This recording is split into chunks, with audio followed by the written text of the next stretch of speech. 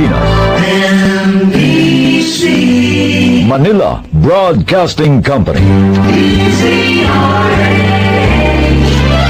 DZRH, member, kapisanan ng mga broadcaster ng Pilipinas. Oktubre 6, 1953, unang sumahimpapawid dito sa DZRH. Nagkamit na ng di mabilang na gawad karangalan at ng Oktubre taong 2002, ipinagkaloob naman ng kapisanan ng mga broadcaster ng Pilipinas ang Lifetime Achievement Award kay Tia Deli.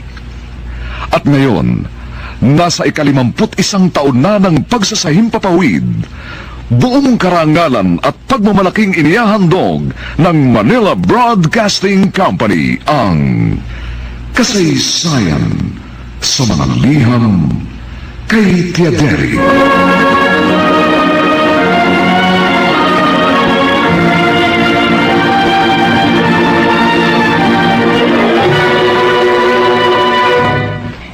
Itong inyong Tia Deli.